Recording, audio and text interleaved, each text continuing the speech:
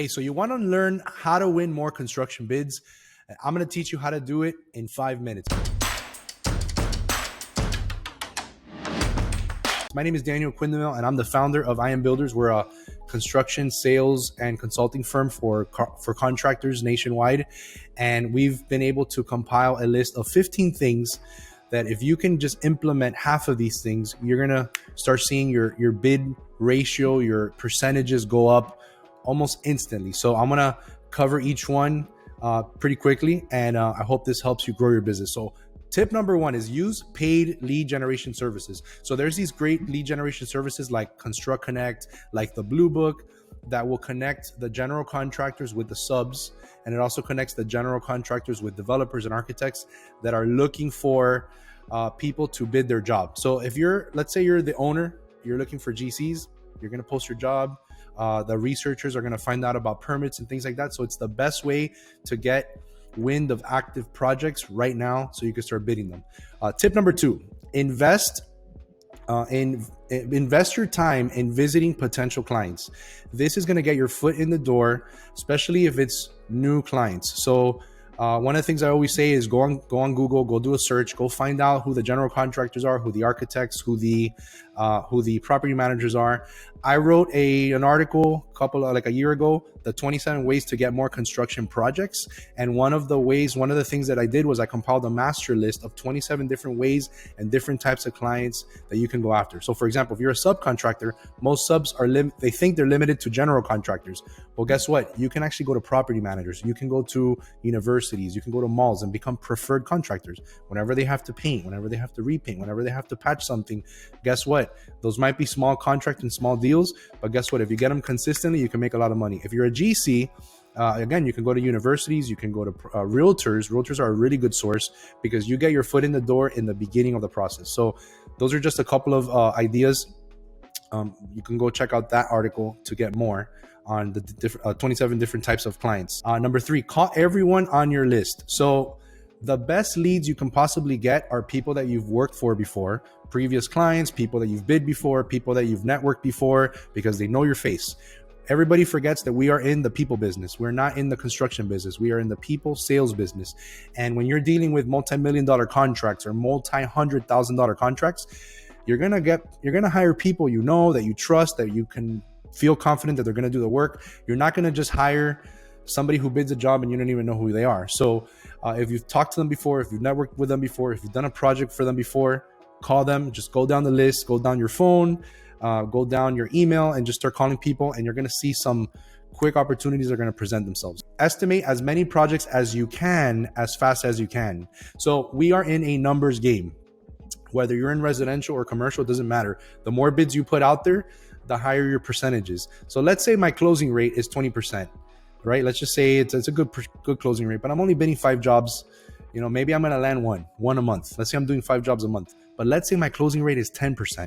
And I'm not good at closing. I'm so busy during the day that I don't do follow-up, things like that. And your closing rate is only 10%. Let's just say, if I were to do, let's say 60 bids in that month, with 10% of 60, I'm going to win 6 jobs.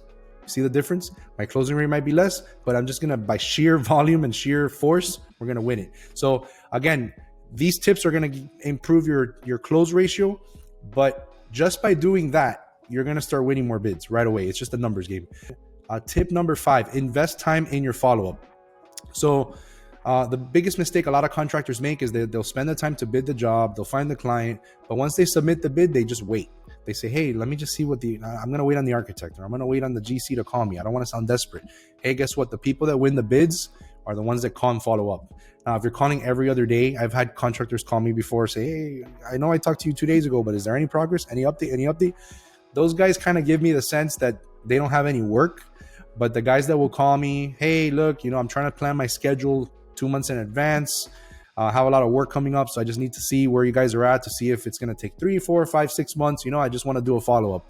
So things like that. If you could follow up every couple of weeks, that's going to get you just right away winning, just better chances of winning the bids. Tip number 6, find out who else is bidding the same job. So if you are a subcontractor, this is a requirement. If you're bidding, let's say there's 3 or 4 GCs bidding the same job, and your GC doesn't win, immediately you're knocked out of the running because some GC that won the job that doesn't even know who you are. So what you do is you call the architect or the owner and you say, hey, we're a painting contractor. We're interested in bidding this job because we're doing it for someone else. Can we be part of your company?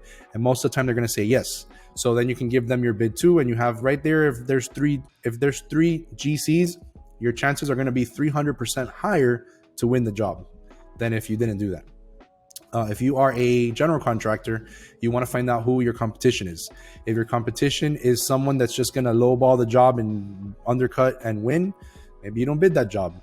If you know that you're a little guy and you have a low overhead and your competitor are these big corporation general contractors, then you probably want to bid it because you're probably going to be cheaper than them and you're going to win the bid just by your number. I'm not a big fan of being the low bidder, but sometimes it's very attractive to get your foot in the door when your price is real low. Number 7, invest time and become friends with the project managers and the estimators. I call this getting behind enemy lines. So back a few years ago, I used to visit before I started the company.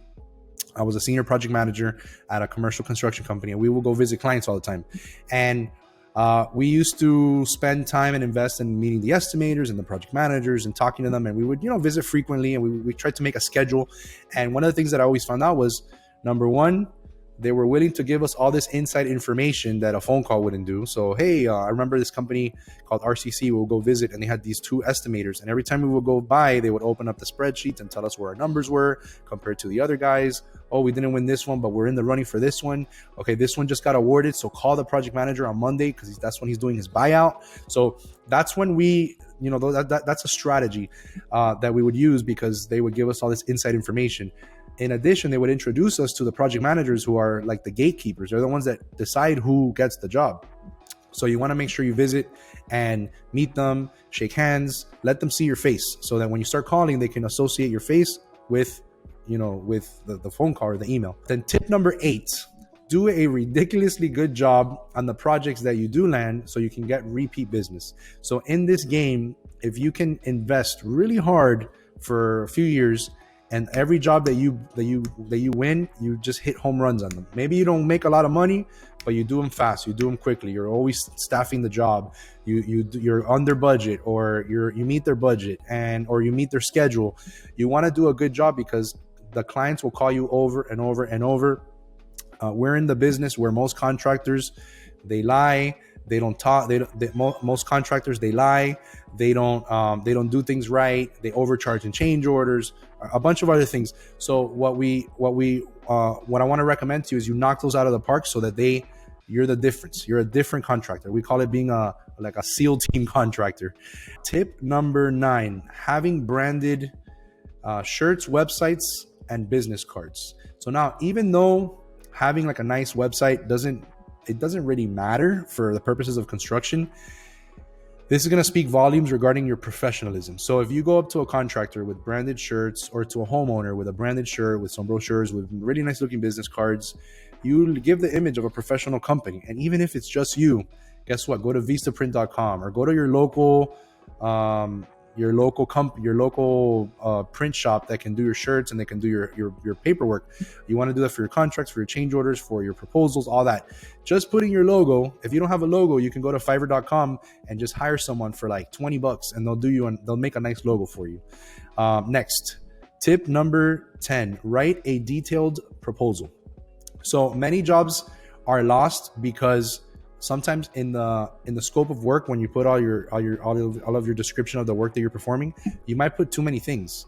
Like for example, you're a stucco contractor and you put in $8,000 in equipment that you're going to need to put, maybe let's say you need a lift or a scaffold or something, but the GC's already buying it. Guess what? You've knocked yourself out because the other guys might not include that in their bid.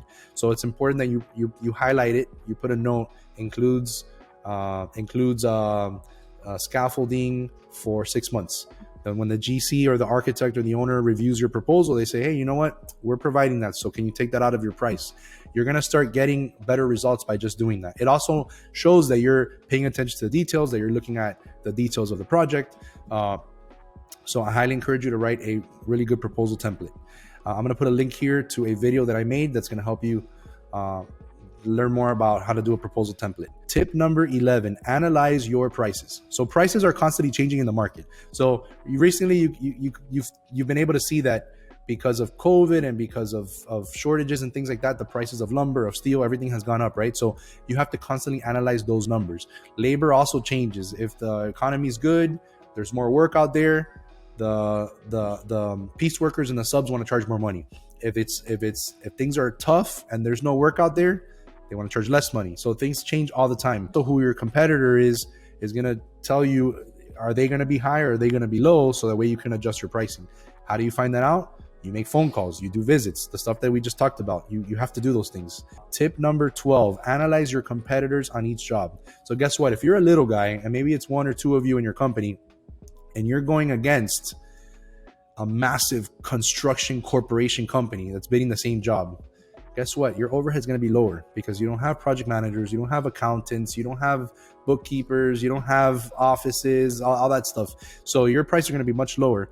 So and then on the flip side, if you're a big company and you're going against a little guy, then guess what? You have to tighten up your numbers because they're going to come in lower than you if you want a chance of winning that job.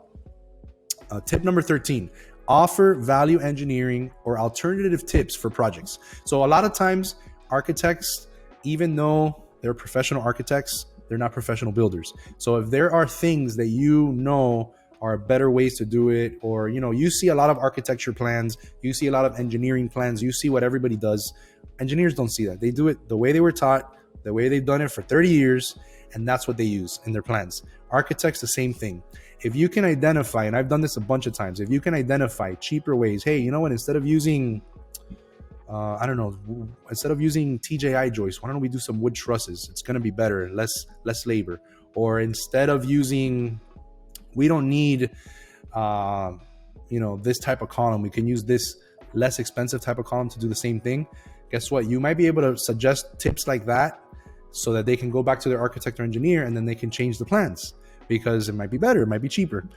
Those are just things that you can offer to the project that will help you win the job, because guess what? If you offer a tip that wins them the job, they're going to want to give you the job, or they're going to feel obligated to at least give you the best shot of winning it. Tip number 14, with new clients, you want to start small and work your way up. So the mistake I get, we do estimating for a lot of contractors, and a big mistake that happens all the time is these little guys, they get an opportunity from like the Blue Book or from some big GC or a little general contractor gets a really big opportunity for a huge project, and it costs them a lot of money and time to try to bid those jobs or to try to get involved in those jobs.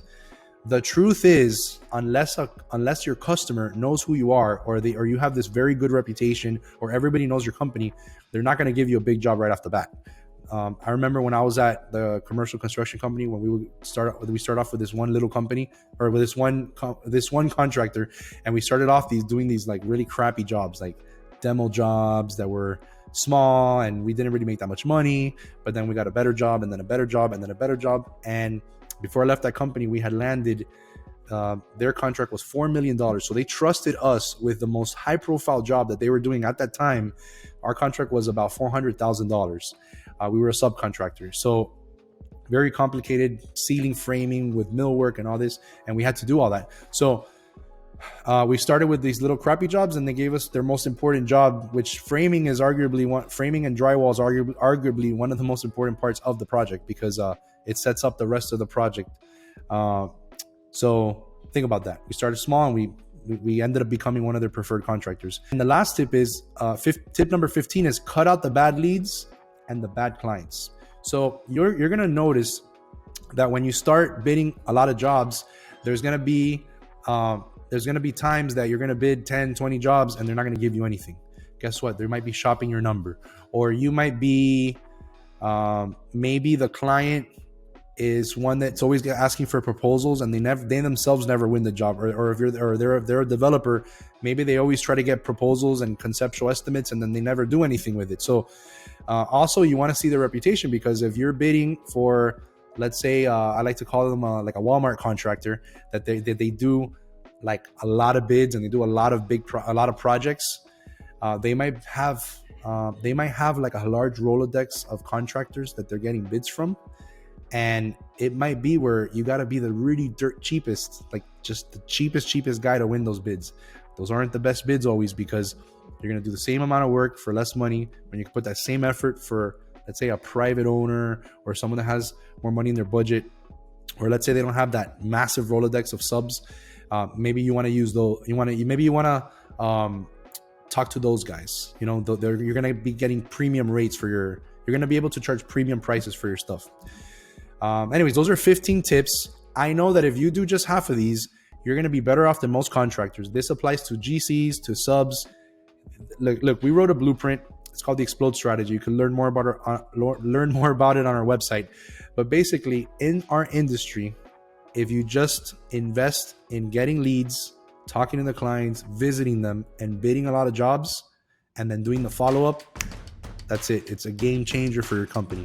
So do that. I know it's going to help you. If you have any questions, feel free to reach out. We're always here to help you with your construction business.